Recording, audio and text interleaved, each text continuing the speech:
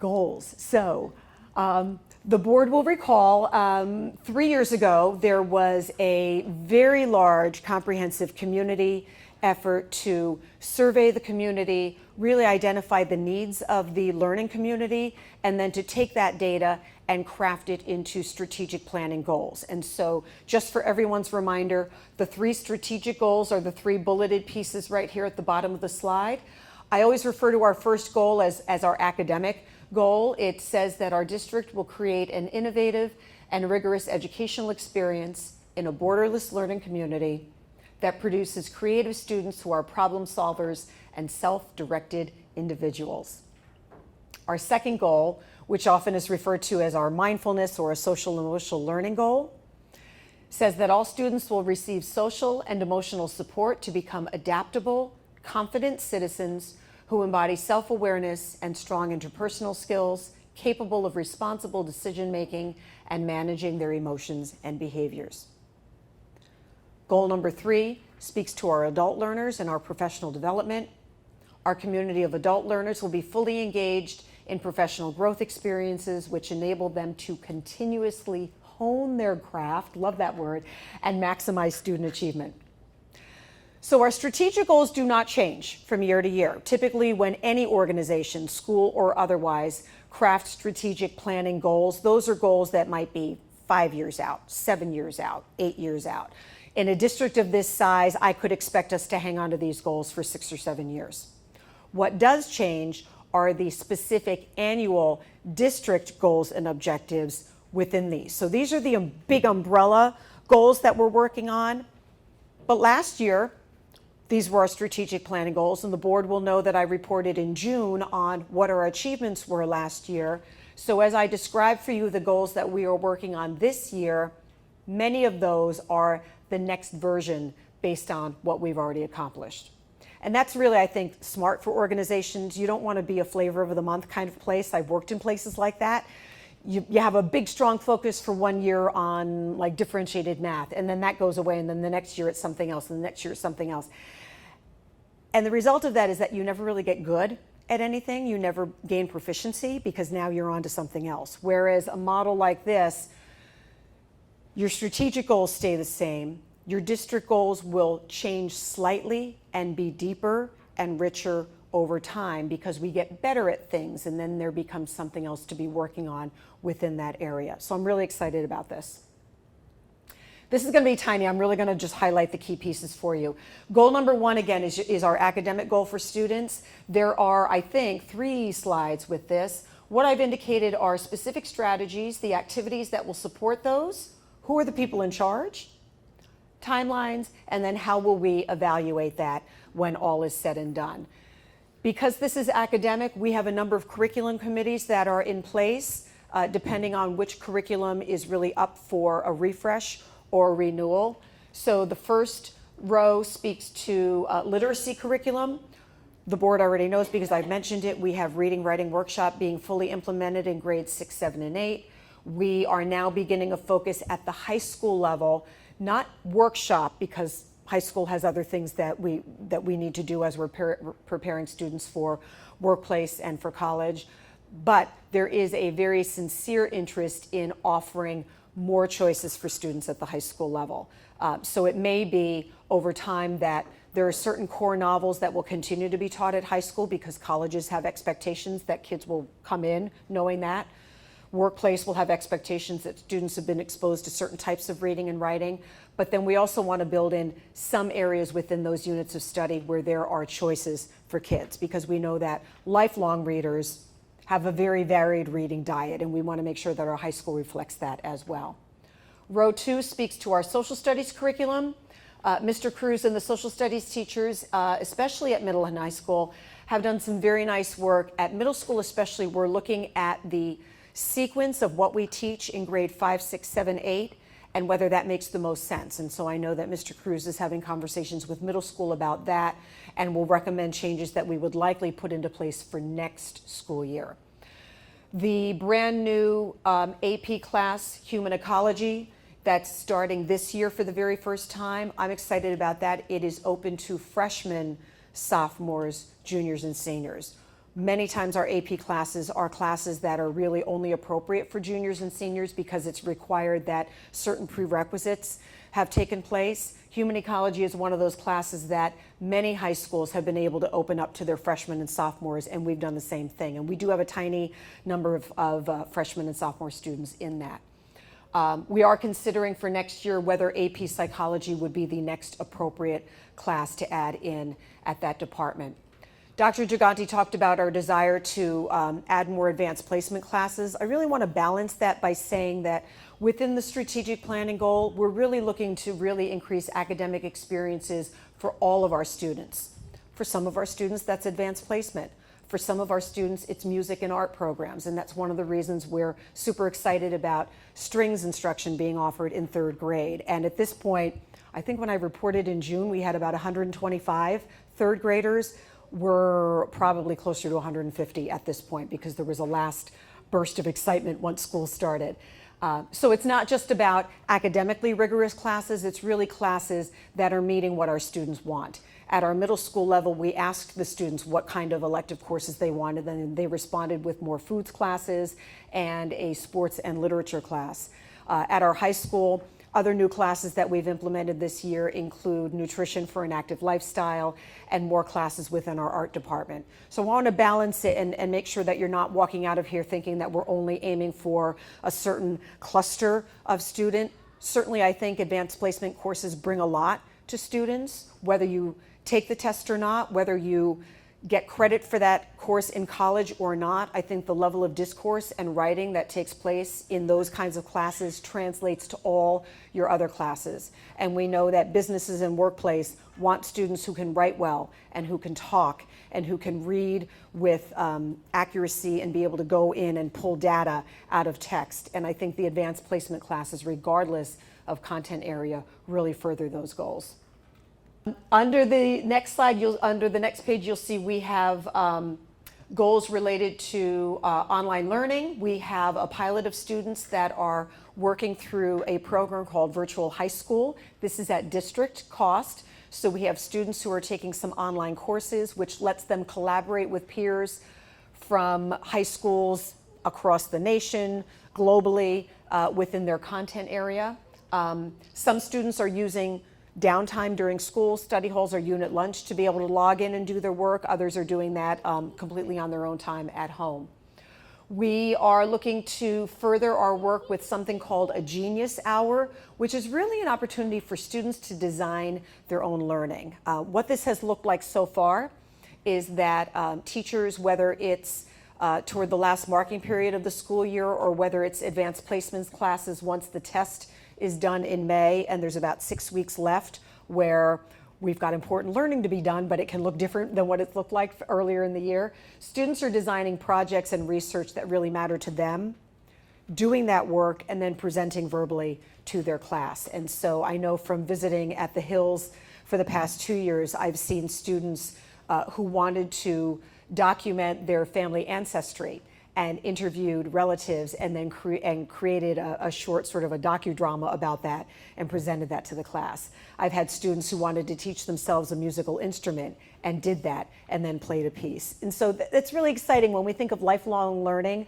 that they've chosen something that they probably would not have found in our curriculum, but that mattered to them, and to be able to take that and expand upon it. We are going to be looking at sort of the next logical step with our one-to-one Chromebook initiative. The board knows that we talked about this during budget time last year. We currently have a one-to-one initiative for grades 9 through 12. We held off on going any lower in the grades with that last year because we had significant facility work that really took the place of that and needed to be done. But we feel we're ready, and Dr. Giganti will spearhead that for us. We're ready to talk about what's the next logical version of that and what grade levels should we be working at. We're looking to increase STEM opportunities at all of our grade levels. We are exploring whether it would be appropriate to offer a 4th world language in our schools. We have Spanish, Italian, and French. Ms. Santana, our supervisor, surveyed our parents last year, so I have survey data about what parents feel the next appropriate language would be. I don't want to just leap into that. I would like to do that very carefully. And so we're going to have conversations this year with that department of teachers and with our supervisors, because I also want to project out, if we offer a fourth language, what other languages is that likely to pull from? And I want to be really smart about that. Additionally, if we do move forward with it, what would our entry point be? Would it be ninth grade, or would it be sixth grade at middle school? And then similar to strings, where we're growing it grade 3, and then 3 and 4, and then 3, 4, and 5. If we started at sixth grade, it could be sixth grade, then 6 and 7, 6, 7, and 8. And it lets us really analyze and watch over time, and be really careful about the growth in that. So that's something that we're working on. We have work, as I talked earlier during the testing presentation, in mathematics, where we're having a very careful look at the standards and how that's matching back to what's being taught, and if there's not a way to introduce a little bit more rigor at the especially 3 through 8 grade range. We're still looking at dual enrollment with not only the County College of Morris, but NJIT, and NJIT is actually becoming an easier conversation for us this year. One of the things that tricks us up is that the colleges require that the high school teachers who are teaching dual enrollment classes have a particular academic background. Their master's degree needs to be in a particular content area, and that's where it's become troublesome for us. We have teachers with master's degrees in many things. Sometimes it's curriculum, sometimes it's administration, sometimes it's counseling. It's not often in their subject area, and that has been the preference of colleges. We've had some really great conversations these past few weeks, and I think NJIT in particular is very eager to work with us and is also willing to look at other things besides what was the master's degree in. Other things such as, how long has this teacher been teaching this class? So we're very excited about that, and we'll report back through Teaching and Learning about our progress in that area. Goal number 2 speaks to our mindfulness and our social and emotional learning. At the elementary level, our 2 teachers in each of our 10 elementary schools last year piloted a social and emotional learning program called Sanford Harmony. This was free to us. Even the training coming out was free to us. And the pilot went extremely well. The teachers were very enthusiastic about their work. And this year, it is being fully implemented in all of our K through 5 and even our pre-K classrooms at the elementary level. As I've walked through and seen some of these lessons in place, the teachers are really very excited, and they are utilizing the colleagues who piloted last year as the real experts in this. So it's just nice to see the professional discourse that's happening here. So full implementation of Sanford Harmony. Objective number 3 I'm really excited about, which is developing leadership and student voice opportunities in our schools. And when I spoke with our district faculty at the beginning of the school year, at the end of August, and we had our full big welcome back meeting, I talked very specifically about how when some schools talk about social and emotional learning and when some schools talk about mindfulness, it can be conveyed, I think, inaccurately as coddling and making things easy. And I don't think we do our students a service when we treat them like that. I had a slide up there when I talked with our teachers about, and those of us who grew up in the 70s will remember that when you skinned your knee, your mom or dad probably pulled out the bottle of Mercurochrome from the cabinet, and how wicked that was. And most of us learned over time that if you skinned your knee, you didn't say anything because you knew it was coming. And I referenced a website that I pulled off of a parenting website now that had a whole list of things like what to do when your child skins his or her knee. And the first one was take a lollipop out because a little bit of sugar makes things so much better. And have a spray bottle and gently spray the wound with the spray bottle and dab at it. And for the Mercurochrome kid, that just seemed so very different. And so I made the point with our teachers and with our paraprofessionals and secretaries that I think that a better way to really get at mindfulness and social and emotional growth and advocacy and confidence, which is really what our goal is about, is to provide opportunities for our students to be leaders, to provide opportunities for our students to have a voice in their learning and in their school day. They're with us for nearly 8 hours every day, 5 days a week. And I think that's the way that we really build advocacy and confidence and empowerment. And so I voiced it to our teachers at that point, and I want to make sure that that shows up in our goals as well.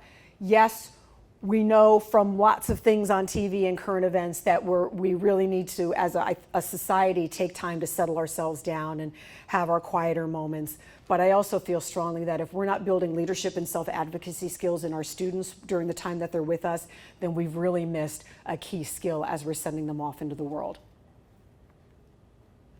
Other goals within here, we are looking at our transitions as students are moving from elementary, middle to high, high to workplace, college, and military. We also are really looking to connect with families on the very programs that we're offering at the school level and communicating that out to families. That's one of the reasons I'm excited about Mr. DeSanto moving into his current role as Director of Health and PE with a heavy dose of mindfulness. He actually is working to build a website specifically for parent resources within mindfulness, and I think it is live as of this afternoon. So I'll make sure I reference that again with board members in the future. I ran a book study with parents last year that was really interesting. We're looking to further that with perhaps a speaking engagement for parents later in the school year. And then we are also, and this speaks to what I was talking about with the difference between in-class support and resource room with our special education students. Our last row speaks to guiding all students to be independent learners. And really what we're doing is we're monitoring at this point the number of students who are placed in resource room versus inclusive classroom settings. We're monitoring the support services that are available to students. And again, I want to be clear, our goal is not to reduce that number if it's not appropriate to reduce that number. I want to make sure that if we have students who can function in a general ed classroom with a special education teacher present to support and modify, I think that's a preferable setting, and it certainly is a least restrictive setting, which is our mandate under federal and state standards, than a resource room setting would be. So that last row speaks to the work that we're going to be doing in that arena. Finally, with goal number 3, which is speaking to our adult learners, we're looking to really just continue, I think, the very fine professional development philosophy we've had within the district, which is that it is not that we sit everyone down with one speaker for 3 hours and then send them off, because our teachers need different things. We survey our staff so that we understand what their own personal needs are, and then we craft workshops related to what they've asked about. Both of our high school principals, because we have a new high school schedule in place this year, which has gone really well, will be asking teachers, how's it working? Where do you need help? Where do we need further discussion? I've also asked Dr. Axelrod to include student panels during our in-service days on 2 particular topics. One, I think that if we're talking about how the new schedule is working for staff, I'd like to hear from high school students about how that's working as well. And perhaps there's a panel discussion opportunity to be had with both of those folks in the room. Additionally, I'm really excited by the advocacy that some of our students have brought with regard to gay, lesbian, bisexual, transgender issues, and I think they're just so smart and kind and progressive with their talk, and I want to make sure that we keep their voice at the forefront at all as well. And so I asked Dr. Axelrod if she would consider at some point, maybe not for our November day, but further in the year, if it would be appropriate to have a panel of students talk with our faculty about what matters to our transgender students. How do they want to be referred to? How do they want to be treated in class? What are some curricular areas that would make sense for us to start to embed those studies in there? We already know in New Jersey that that is a legislated mandate, that schools will need to begin to include that. And I think this is an exciting opportunity for Parsippany to really be progressive and lead the way and have our students have a voice in that as well. And so I think that not only am I really proud of that, I'm excited for our kids and I'm excited for our district that we have that kind of place that embraces that kind of thinking and just remembers that they are all our children. And then finally, Dr. Gigante, who does so awesome with data, is also in charge of our district technology program, and She met with our communications board committee last week to review the district technology plan. She has a really thoughtful, wise course of action as far as where our spending will be happening, when devices are outliving their usefulness, and what's the logical sequence to be able to refurbish with that, and we'll be implementing that this year as well.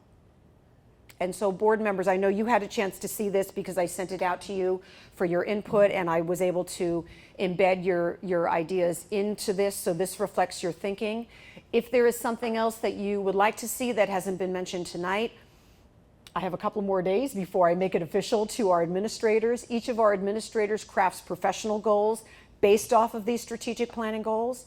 You will hear from me in January or February with a progress check, and then again at the end of the year with a final, how did we do? Is there anything anybody has questions about?